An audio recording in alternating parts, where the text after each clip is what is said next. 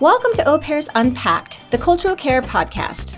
Today, host mom Amy Pond is joining us from Denver, Colorado. Amy and her husband and their twin daughters have hosted a total of 12 au pairs from several different countries around the world.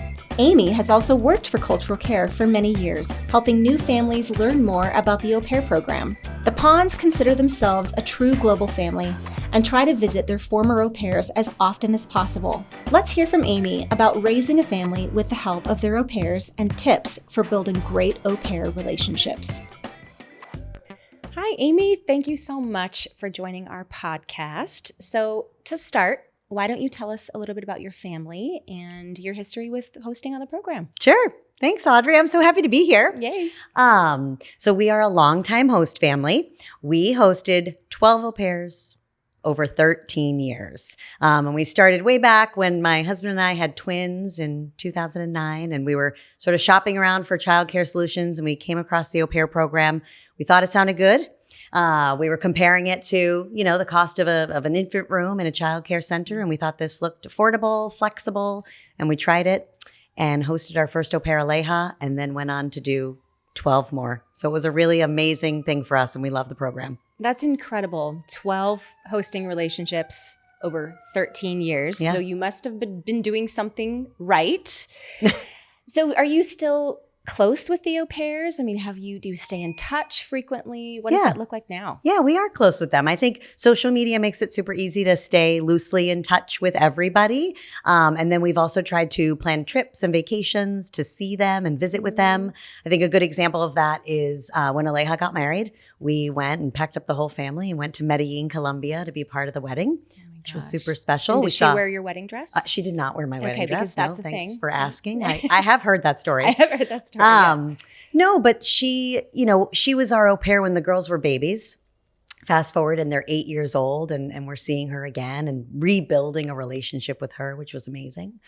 And then just recently we went on spring break to London and Paris, and our Danish au pair came down to London and spent a few days with us, and our French au pair spent the day with us in Paris. So we're in touch. We're in touch on social media, and we really try to visit with them when we can. That's so beautiful. I love that. I want to have that long-term, hosting history. I want to have a positive experience. So please share with us your 3 tips for having a successful experience. I will. I'll share with you my 3 tips. So I think that I did this for so long, and I was really happy to find out that a good host family is made, right? You're not born this way to sort of be a good host mom. And I think, as I learned, my au pairs appreciated that I could get better at this, and I appreciated getting better at this. So I think one of the number one things, and it's going to sound obvious, but it's really, really important, is super strong communication. Mm-hmm. You have to have really open lines of communication with your au pair, and that can start in the interview process, right? So if you're listening and you're hosting, you've already been through the interview process, and hopefully you really portrayed your family as honestly as you can, right? You got to talk about what is it like to live with your family? What are your children like? What are their behaviors like? So as long as you communicate all of that, you're going to attract, I think, the right au pair for your family. Mm-hmm. And then when they get here, when he or she arrives, you have to continue with that open dialogue. Au pairs are not mind readers. Right. Host moms, we're not mind readers. So it's so important to actually tell them how you feel. And you can do that through feedback. So I always encourage host families, provide your au pair with some positive feedback of what they're doing well, right? Mm-hmm. Hey, I really liked how you showed up on time this morning. Yeah. That was really great, right? Yes. That would be your example. Or I loved how you made a healthy breakfast and then you made it fun for the kids to clean it up with you. Or I loved how you got to the school on time with lunches packed. I know how hard that is. And so I appreciate you. And the reason why you're giving all that open feedback and positive feedback is so if something does come up down the line that you want to course correct or you think could be going better, you've got that open line of communication and you can provide that constructive feedback too. Yes, absolutely. Yeah. I love that. And I just want to say, it's not that it's negative feedback. It's just feedback, right? It's don't let those little things that are bothering you fester, right? If something's bothering you today, it's going to really be bothering you down the line. So I always use this example, and it's silly, but it's like the dishwasher, right? All of my au pairs from all of the different countries, none of them had dishwashers. And so I just had some feedback about, put the glasses this way instead of this way. And it's not negative. It's just feedback to make everything go smoother. Yes. Yeah. I love that. I think I often would say to my au pairs, is there anything I could be doing differently as a host mom to make your experience as an au pair better? And sometimes they would have ideas about that. And then they would start asking me, is there anything I can do better as an au pair to make your life as a host mom better? So again, just as awkward as that sounds, opening up those lines of communication and making them really intentional is what strengthens your relationship forward. Totally. I love it. Okay. Tip number 2. Tell us. Tip number 2. So tip number 2 is to try to have a relationship with your au pair's natural family. Yes, love it. So over the years, I really found that if I sort of extended an introduction to their mom or their dad or their parents or their family, it just sort of drew all of us a little more close together. And it makes sense because I think about sending my daughters, right, who are now 15, so they'll soon be out in the world, and I want to send them abroad. And if they're going to live with a host family, I would like to meet that family that they're living with. So within a couple of weeks of my au pair arriving, I would say, why don't we video call your family? Now, this is not easy because I can assure you that I do not speak the languages of the home countries where my au pairs are from. And also their natural parents do not speak perfect English, but that's okay. You sort of do the best you can and your au pair can help translate. But I would just introduce myself and I would say how happy we were that the au pair was with us and that we were going to treat her like family. And I would use that opportunity also to extend an invitation for that family to come and visit us in the United States.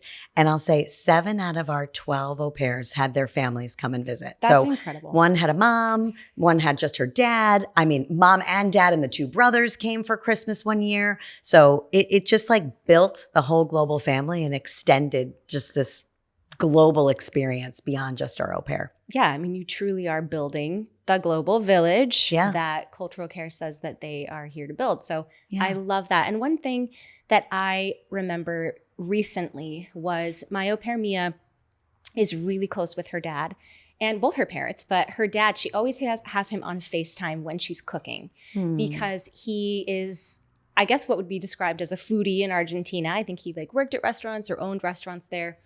And so that's their bonding time. And he's always there as she's cooking. And I'm always like, hi. And she's a great cook for 20 years old. It's incredible. And I'm like, hi. And I went up to him one day and I said, I want you to know that you did a really great job raising your daughter. And that touched him so much because really, Mia is an incredible woman. At only 20 years old, she's an old soul. She's full of integrity and character. And that's hard to raise a child to that degree, but even cross-culturally, somebody that translates that way in 2 different cultures. So I told him, and I think it really touched him. And I'm reaping the touched benefits. Him, right? You're doing it right. I think that's amazing. It's I can remember one Christmas morning with our au pair. I said, let's dial in your family and see how they're doing. And then I asked my au pair to translate and I was speaking to her mother. And I just said, I just want you to know, we love your daughter like our own daughter. And we know you miss her today for the holiday, but we're just so lucky that she's here with us. And you've raised a strong and independent, confident, wonderful person. And the mom is crying and the au pair's crying, I'm crying. And what a gift, right? What a gift to give back. So it is tip number 2. And it is like, try to make some connection to their natural family. Yeah, definitely. Yeah. All right. On to number 3, my favorite. Okay. Tell us. Have fun. Number 3. Have fun. Tip number 3 is have fun. So you have this person coming to live with you for at a minimum a year. Sometimes you get lucky and they can stay for 2 full years.